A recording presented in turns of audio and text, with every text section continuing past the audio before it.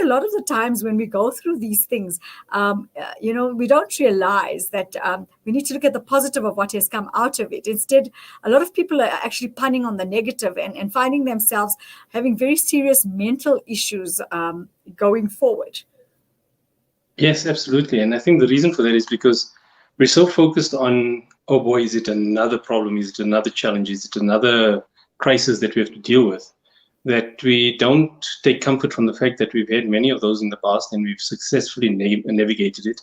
And instead of recognizing our ability to be able to deal with the unpredictable in a very competent, in the best way we possibly can, instead of recognizing that benefit and that ability of ours, we keep focusing on the fact that, oh, when is it going to go our way?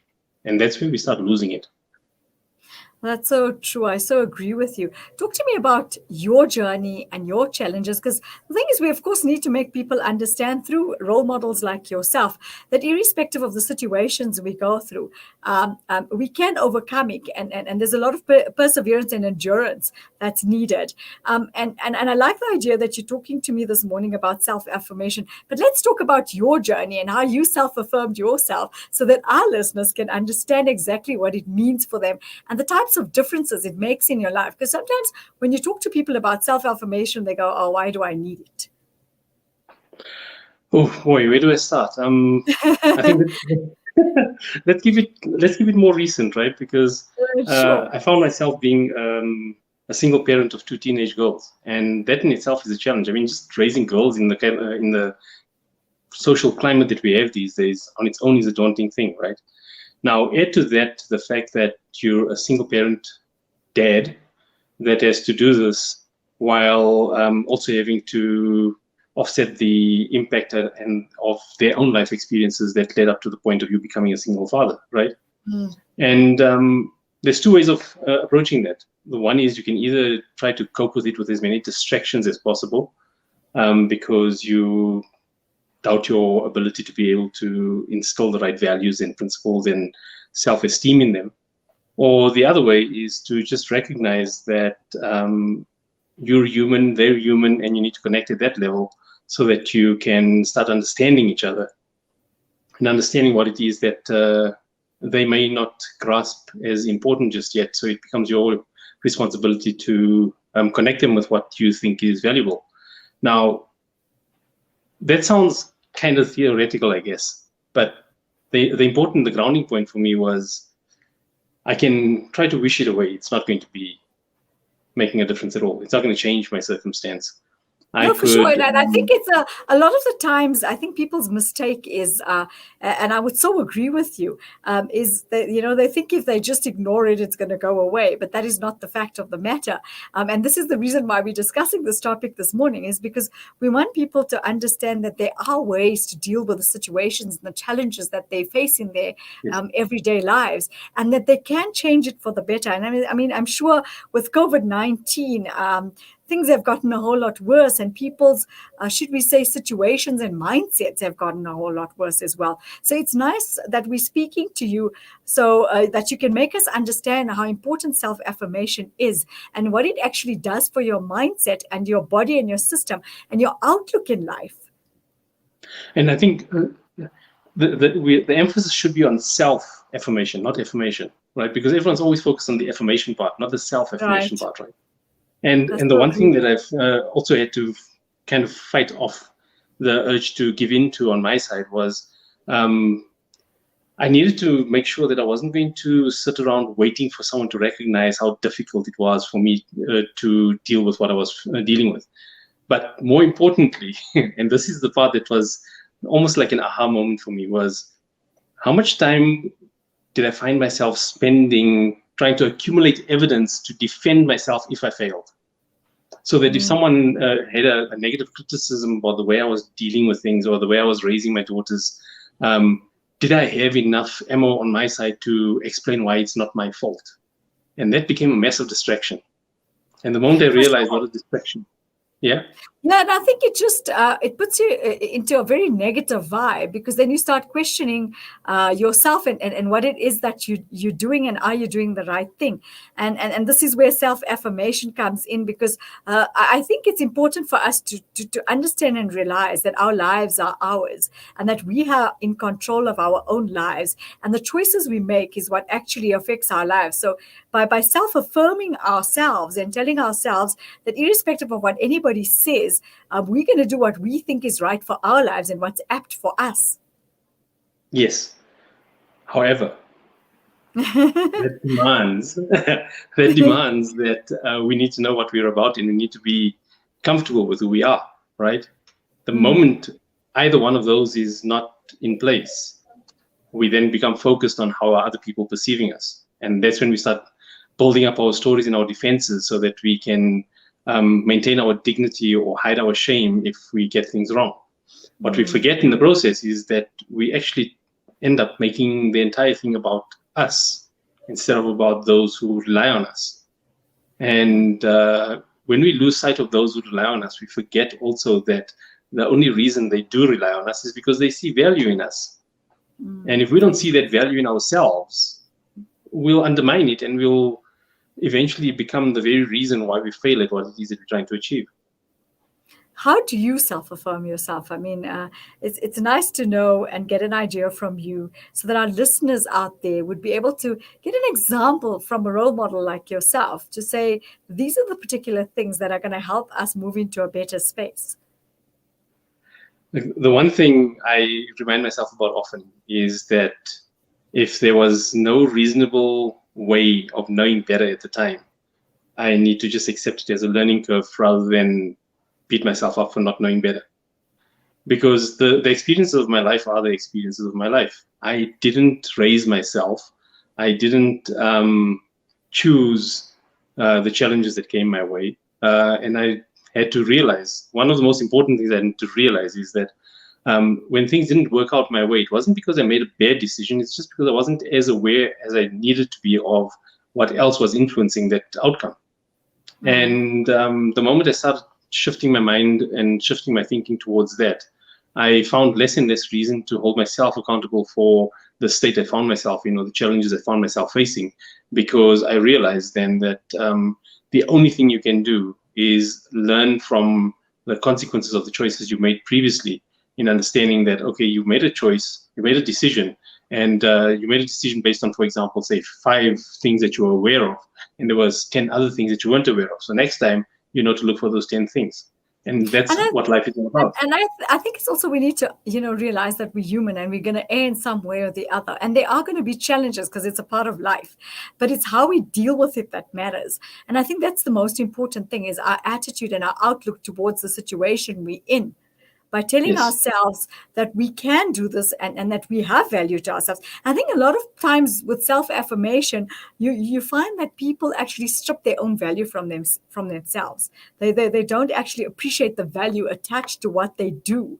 And they don't actually realize that until they reach a certain stage where things start dipping, and they find themselves getting into a worse situation than they were before, because they're not self-affirming themselves to say that I can do this, I'm going to have a positive outlook. And look and as you're saying, these kind of things help us grow. So I think a lot of the times people look at failures and challenges as downsets, when in actual fact it's a little bit of a wake-up call. That's what I should call it. Yes. In fact, I posted something about this recently, in saying that the moment you stop looking at yourself as being punished, and you rather start seeing yourself as being educated, it changes your perspective completely, right?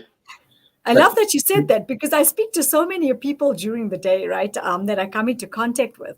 And some of them have this outlook, and I try and entice them to move into a positive space, because this is what the show is about, and this is what I'm about, is to say that, they look at themselves in the sense to say, oh, I failed, and I'm not good enough, and I don't think I can carry on with this, and I can't do it anymore. But not realizing that this failure could have taken you maybe 2 steps back, for you to just make you understand that where you went wrong and how you can actually fix it. True. And I think there's another twist to this that I want to introduce to the discussion, and that is that we often underestimate why it is that we willingly maintain ourselves in that negative space. And many will be surprised to hear that one of the main reasons I've discovered from a lot of my clients as well, the main reason why they keep putting themselves down is not because they genuinely believe that they're not capable of better, but because as long as they maintain themselves in that space, they protect themselves from getting something wrong again. So Yeah, it's I agree almost with a you. defense mechanism. It's almost like they're in this little comfort zone and they're afraid to get out of it because they feel that if they move themselves out of this comfort zone, they stand the risk again of going through what they went through before. Yes. And I think that's something that we need to make our listeners understand today, that irrespective, we should keep going on and we should keep telling ourselves that we can do this and that we are going to overcome these things. Life's not a straight line. Nope. And nothing is permanent. Nothing is Exactly. permanent. We always like to look at how it is that we need to appreciate things because the good things are not to be taken for granted because it can disappear quite quickly. But why don't we adopt the same mindset when it comes to the challenges? Why don't we also say, well, the challenges need to be appreciated for what they teach us, but we shouldn't look at it as if it's going to be a perpetual state for the rest of our life. The only reason. Would you say COVID-19 has affected people's self-affirmations a lot more than what they were going through before? Because now the challenges and the hurdles that they're experiencing are a whole lot worse than it was initially. I think COVID-19 raised a mirror in front of people that they weren't ready to look at. I agree with you. It didn't make things worse. It revealed exactly how fragile or how fickle we were about the way we were living our lives.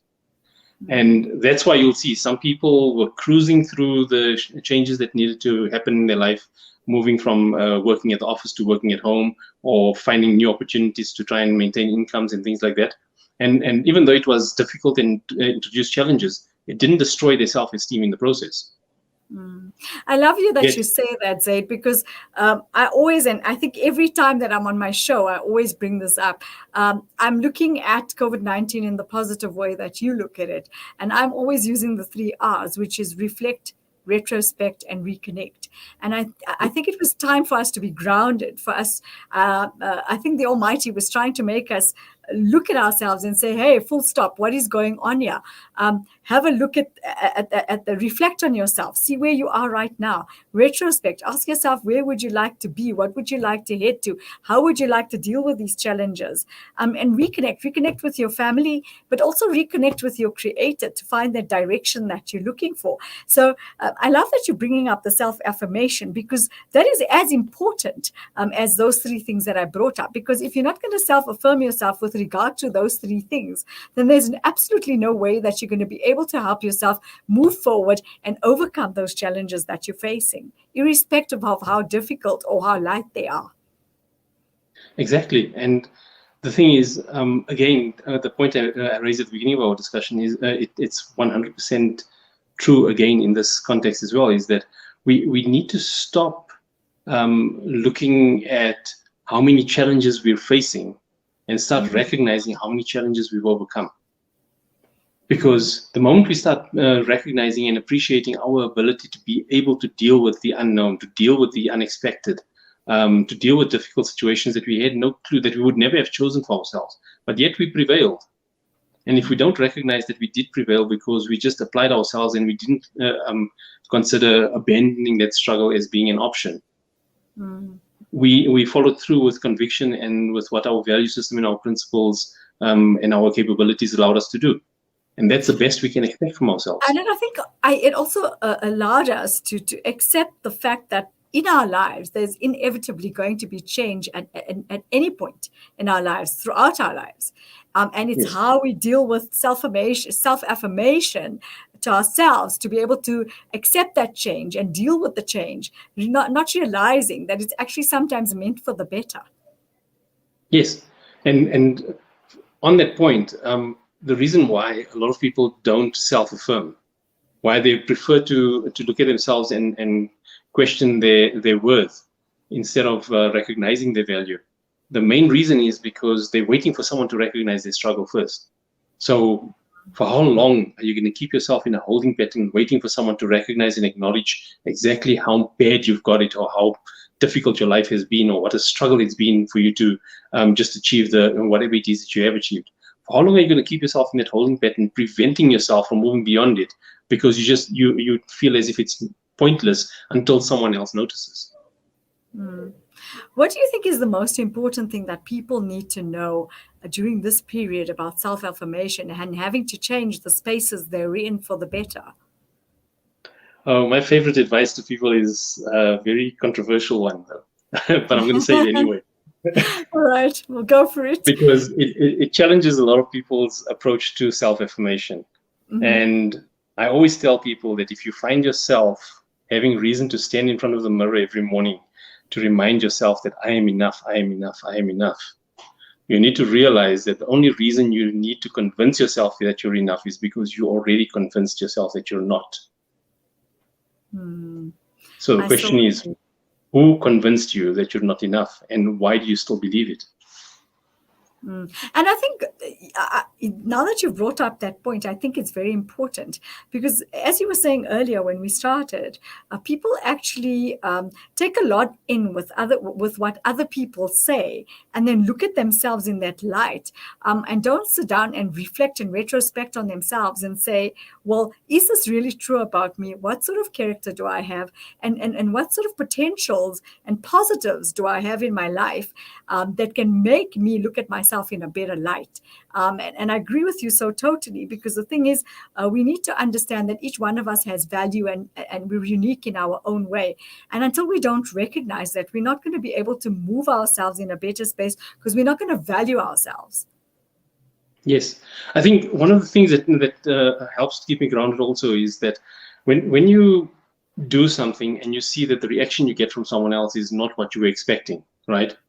It's either one of two things. Either they are distracted and they don't really connect with what it is that you're trying to achieve, or what you were trying to convey, you didn't do a very good job of conveying it. So your intention didn't meet your action. And if you recognize that, you rather focus on improving the way you're expressing yourself so that you can be more effective at getting that connection and alignment in what it is you're trying to achieve, rather than looking at the way they respond and think, well, they just don't value me. No, they didn't connect with the value that you were trying to share because it just didn't resonate with their reality. And as long as you start recognizing that, you'll either apply yourself to want to improve the way you share it because they're important enough for you to want to take them on the journey with you, or you recognize that they're not that important, they're not that significant, and your journey can continue without them recognizing the value that you want to actually introduce. And you choose your audience and you choose your objectives more carefully. I'm going to put you on the spot. What has the self-affirmation done for you? Self-affirmation has allowed me to rise every single time that I thought, well, this is it. And I always joke about I've had a colorful life, right? But so the novel I wrote is just inspired by some of the events of that life. And there's a whole lot more to come in the sequels, inshallah. But the thing is, we have a lot of rampant difficulties of how we establish a sense of self in individuals in our community. And this is prevalent across our community, right? There's barely a household that is not affected by something like this. And the moment we start realizing that there's something that needs to fundamentally shift in what caused us to feel the way we grew up to feel, we can make a choice to either feel like a victim to it and feel like it's bigger than us and we can't do anything about it, or we can recognize that patterns and cycles are broken in society because people choose to change it. And we need to stop detaching ourselves. We need to stop detaching ourselves from society and blaming society for everything else. The society is made up of a strong community, and a strong community is made up of a strong family structure. And a strong family structure is made up of healthy, self-esteemed individuals. So if we're going to abandon ourselves at the individual level, we actually undermine our contribution that we are responsible for contributing towards the upliftment of the family unit, in turn the community, and in turn society. So when we blame society, we actually point the finger directly back at us because we're not doing enough to break the cycles that we know is actually detrimental to our well-being. That is so true. What message would you like to leave our listeners with this morning? Look back on your life and recognize that despite the many times that you might have looked at it and thought this is hopeless, here you are. And if you don't appreciate the fact that you're here, despite having had many opportunities to think that there was no point in any of it anymore, you're doing yourself a major disservice, because no one else is going to move you forward in life. Everyone else would want to join you on your journey the same way you want to join others on their journey. But that choice to move forward is yours. It's no one else's. That's very true. But thank you so much for joining us. It's been a very insightful, enlightening conversation, highly inspirational. I think it's got us thinking in many directions about how we look at ourselves. And I like this, the fact that you talk about looking in the mirror. And I think it's important for us to look at ourselves in the mirror and to self-affirm ourselves at that point in time, to be able to create that positive a change for the morning, and you start off your day on that positive mindset, and then everything just starts flowing in that direction because the mindset is correct. So I want to thank you so much for taking the time out to give us some really good food for thought. You've definitely inspired me in many directions to be able to think about the self-affirmation and how I can change things for the better for my life, and I'm sure it's done that for the listeners too. So Jazakallah so much for joining us for a very insightful conversation. We wish you nothing but the best going forward. Ameen. Jazakallah. My pleasure. Take care. Assalamu alaikum. Wa alaikum assalam. That was Zaid Ismail giving us some very good advice, should we say really inspirational advice on how to move ourselves forward with the way we think about ourselves and with the way we see ourselves without having others to be able to take and strip that value away. A very inspirational talk from him. We're going to go for a quick break. Stay with us. We'll be back with you in a moment.